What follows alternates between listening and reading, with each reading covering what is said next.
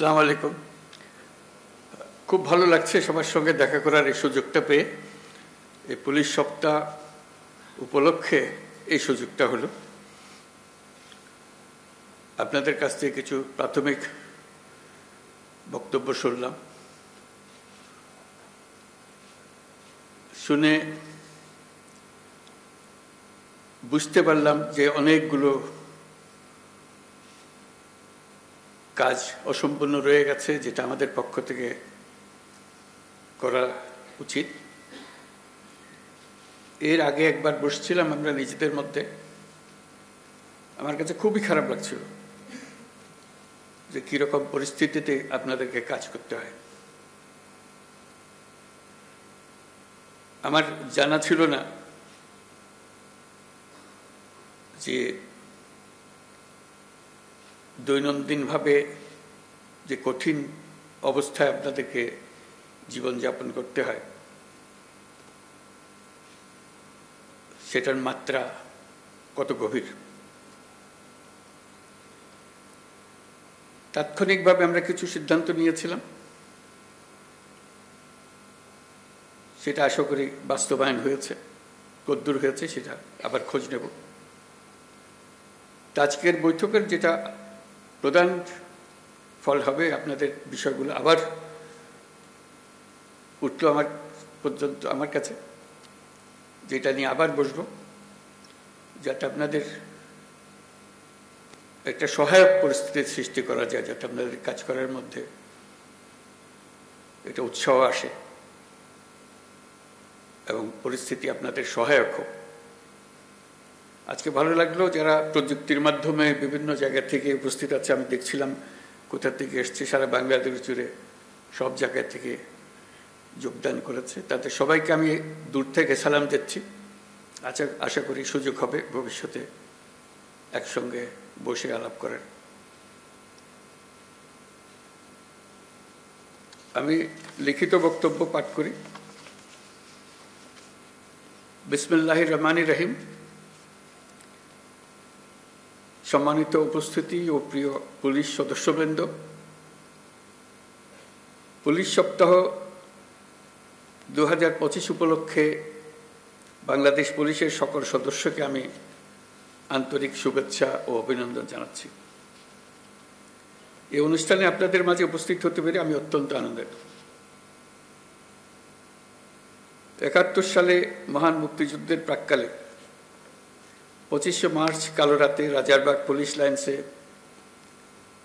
বাঙালি police সদস্যরা সর্বপ্রথম সশস্ত্র প্রতিরোধ গড়ে তোলেন। এই ইতিহাস ভোলার নয়।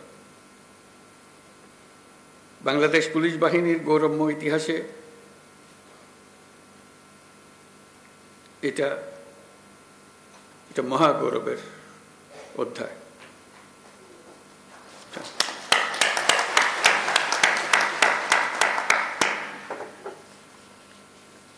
আজকের দিনে এই মহান মুক্তিযুদ্ধের শহীদ পুলিশ সদস্যদের আমি গভীর শ্রদ্ধা নিবেদন করছি। সর্বস্তরের মানুষের অধিকার, মর্যাদা, ন্যায় বিচার প্রতিষ্ঠিত হবে, কোনো বৈষম্য থাকবে না। যুগ যুগ ধরে এটাই ছিল মানুষের মহান আকাঙ্ক্ষা। এই আকাঙ্ক্ষা পূরণে জোর ভূমিকা রাখতে হবে আইন শৃঙ্খলা বাহিনীকে। স্বৈরাচারী শাসনামলের 15 বছরে দেশের পুলিশ বাহিনীকে দলীয় বাহিনীতে পরিণত করায় সমস্ত ব্যবস্থা ধ্বংস হয়ে গিয়েছিল। স্বৈরাচারের অবৈধ অন্যায় আদেশ পালন করতে গিয়ে পুলিশ বাহিনী ব্যাপকভাবে জনরোষের মুখে পড়ে। অনেক সৎ পুলিশ সদস্যদেরও এই জন্য মাশুল দিতে হয়েছে।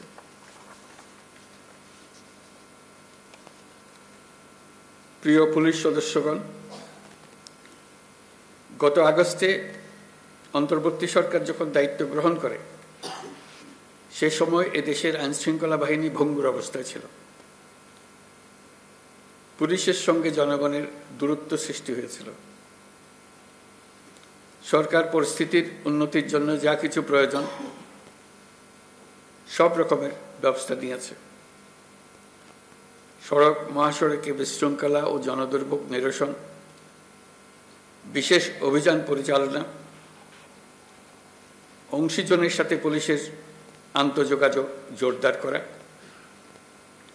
পুলিশ সদস্যদের মনোবল বৃদ্ধিতে প্রয়োজনীয় প্রণোদনামূলক ব্যবস্থা নেওয়া হয়েছে।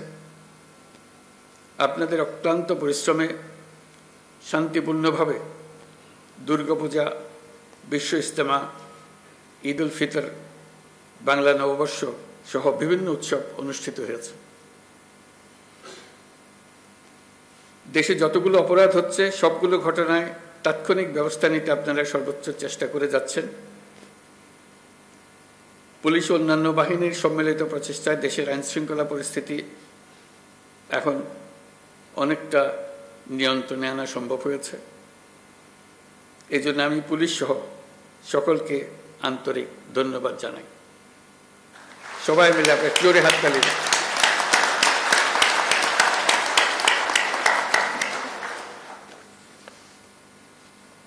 এই হাততালি আপনাদের প্রাপ্য।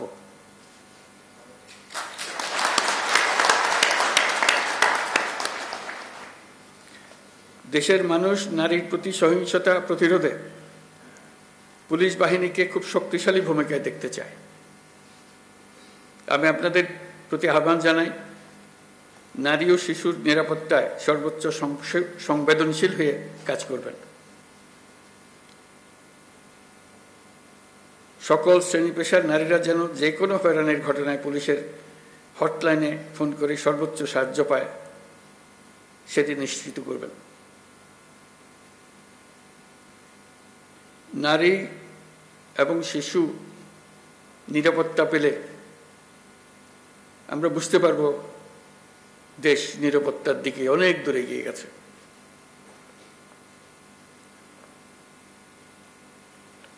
আমরা জানি পুলিশ বাহিনীর সামনে নানা সীমাবদ্ধতা ও চ্যালেঞ্জ রয়েছে। অপ্রতুল জনবল, লজিস্টিক্স, পর্যাপ্ত বাজেট ইত্যাদি। কিন্তু আমাদের সবচেয়ে বড় চ্যালেঞ্জ হলো বিগত 16 বছরে পুলিশ জনগণের মধ্যে যে দূরত্ব সৃষ্টি হয়েছে সেই দূরত্ব কমিয়ে আনা, পুলিশ বাহিনীর প্রতি মানুষের আস্থা ফিরিয়ে আনা। আমি বলবো এটা কঠিন না। একবার সে আন্তরিক পরিবেশ সৃষ্টি হলে এই বন্ধন অটুট থাকবে। আমাদের সমাজ যে একটা সুশৃঙ্খল সমাজ, সেটা প্রমাণিত হবে। আমাদের সবাই মিলে একটা সর্বাত্মক প্রচেষ্টা হবে যেন মানুষ এবং পুলিশের মধ্যে দূরত্ব আমরা গুছিয়ে ফেলতে পারি।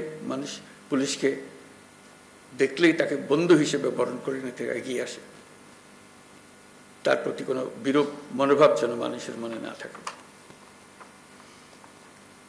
মাঠ পর্যায় থেকে শুরু করে সকল স্তরে আইনশৃঙ্খলা বাহিনীকে জনগণের বিশ্বাস অর্জনের জন্য কাজ করতে হবে।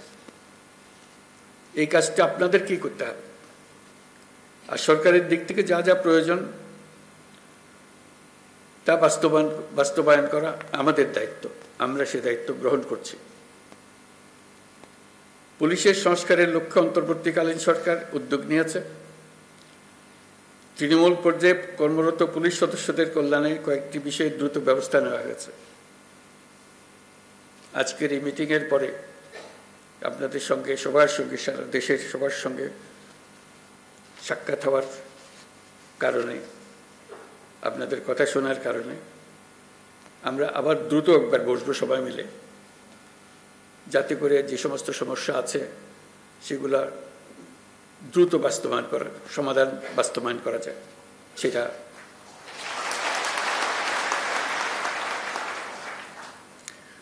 আপনারা জানেন, ইতিমধ্যে জাতির উদ্দেশ্যে দিয়ে একাধিক ভাষণে আমি বলেছি, চলতি বছরের ডিসেম্বর থেকে আগামী বছরের জুনের মধ্যে দেশে ত্রয়োদশ সংসদ নির্বাচন অনুষ্ঠিত হবে। সেই নির্বাচন যেন সুষ্ঠু ও শান্তিপূর্ণ উপায়ে অনুষ্ঠিত হয়, সেজন্য পুলিশ সদস্যদের ভূমিকা খুবই গুরুত্বপূর্ণ। নির্বাচনে সকল প্রতিদ্বন্দ্বী প্রার্থীর প্রতি সমান আচরণ ও ভোটাররা যাতে নির্ভয়ে নির্বিঘ্নে নিজেদের ভোটাধিকার প্রয়োগ করতে পারে সেই পরিবেশ নিশ্চিত করা আপনাদের এবং আমাদের সর্বোচ্চ দায়িত্ব। মনে রাখবেন, কোনো ব্যক্তি যদি অন্যায় বা অনিয়মের মাধ্যমে নির্বাচিত হয়, সে ব্যক্তির দ্বারা ন্যায় প্রতিষ্ঠা সম্ভব নয়। সুতরাং নিশ্চিত করুন যাতে কারো দ্বারা ব্যবহৃত না হন। সত্য ন্যায় প্রতিষ্ঠার ব্রত হিসেবে নির্বাচনে নিজেদেরকে নিয়োজিত করবেন। পুলিশ বাহিনীর সদস্য হিসেবে তারও চাইতে বড় বিষয় এদেশের একজন নাগরিক হিসেবে ভবিষ্যতে কখনো যেন পুলিশ বাহিনীকে দলীয় বাহিনী বা অন্যায় কাজে ব্যবহার না করা যায়, তার জন্য একটা সুষ্ঠু ও নিরপেক্ষ নির্বাচন অত্যন্ত জরুরি। নির্বাচনের আগের সময়টা অনেক কঠিন সময়। আপনাদের সজাগ দৃষ্টি রাখতে হবে পরাজিত শক্তি যেন কোনোভাবেই দেশকে অস্থিতিশীল না করতে পারে। আমি আগেও বলেছি, আবারও আপনাদেরকে নিয়ে স্মরণ করিয়ে দিচ্ছি সবাইকে, আমরা একটা যুদ্ধ অবস্থায় আছি। অশুভ চক্র আমাদের স্বপ্নকে, আমাদের ঐক্যকে ভেঙে দিতে সব শক্তি নিয়ে চেষ্টা করছে এবং চেষ্টা আরো কঠোরতর করবে। একে প্রতিহত করার জন্য আপনাদেরকে সবসময় সতর্ক থাকতে হবে, জাতিকে রক্ষা করার জন্য। বর্তমান অন্তর্বর্তীকালীন সরকার দায়িত্ব নেওয়ার পর থেকে আমরা ন্যায্য অন্যায্য আন্দোলনে মানুষকে রাস্তায় নেমে আসতে দেখেছি। এসব পরিস্থিতিতে আপনারা ধৈর্যের পরিচয় দিয়েছেন। আশা করি একই রকম ধৈর্যের পরিচয় দিয়ে আগামী দিনগুলোতেও আপনারা কাজ করে যাবেন। পুলিশ জনগণের বন্ধু। পুলিশ বাহিনীকে সেই ইমেজ প্রতিষ্ঠা করতে হবে। এটা কঠিন হলেও এটাই ন্যায্য, এটাই আমাদের করতে হবে। প্রথমবারের মতো এবার পুলিশ সপ্তাহে ধর্মীয় নেতা, সাংবাদিক ও বিভিন্ন সম্প্রদায়ের নেতাদের সঙ্গে বৈঠক অনুষ্ঠিত হবে বলে আমি জানতে পারলাম। এই বৈঠকে পুলিশের উপর জনসাধারণের প্রত্যাশা নিয়ে আলোচনা হবে। আমার প্রত্যাশা হলো এটি যেন চলমান থাকে। প্রতি বছর পুলিশ সপ্তাহে যেন এ ধরনের বৈঠক অনুষ্ঠিত হয়, আর যেন পুলিশ সপ্তাহের জন্য অপেক্ষা করতে না হয়। সুযোগ পেলে এই ধরনের বৈঠক দরকার, তাতে পরস্পরের বোঝাবুঝিটা পরিষ্কার হয়ে যায়। পুলিশের সঙ্গে জনগণের দূরত্ব কমিয়ে আনতে এটা অত্যন্ত জরুরি। আমরা একটা ন্যায্যতার ভিত্তিতে গঠিত একটি বৈষম্যমুক্ত গণতান্ত্রিক বাংলাদেশ নির্মাণের স্বপ্ন দেখছি। আমরা দ্বিতীয় বাংলাদেশ গঠন করার স্বপ্ন দেখছি। জুলাই গণ অভ্যুত্থান আমাদের সেই সুযোগ করে দিয়েছে। এই সুযোগ যেন আমরা না হারাই। এই সুযোগ হারালে আমরা পরবর্তী প্রজন্মের কাছে চিরজীবনের জন্য দায়ী থাকব। বিশ্বের বুকে একটি শান্তিপূর্ণ সমৃদ্ধ দেশ হিসেবে বাংলাদেশ মাথা তুলে দাঁড়াচ্ছে এবং মাথা উঁচু করে রাখবে সবসময়। এই স্বপ্ন পূরণে আপনাদের ভূমিকা অনেক।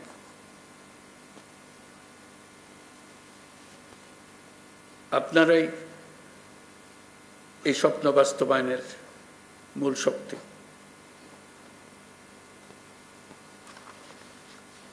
পুলিশের কাজকর্ম, পুলিশের সঙ্গে মানুষের সম্পর্ক, এটা দেখেই সারা দুনিয়া বিচার করে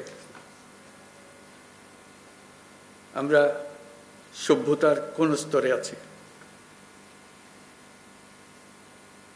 আমরা সভ্যতার সর্বস্তরে যেতে চাই, এটাই আমাদের স্বপ্ন। এই স্বপ্ন বাস্তবায়নে আপনারা একটা অত্যন্ত গুরুত্বপূর্ণ শক্তি। বাংলাদেশ পুলিশ বাহিনী যেন গোটা বিশ্বে প্রশংসিত হয়, দেশের সকল মানুষের কাছে প্রশংসিত হয়, এই প্রত্যাশা নিয়ে আমার বক্তব্য শেষ করছি। সবাই ভালো থাকবেন। আসসালামু আলাইকুম।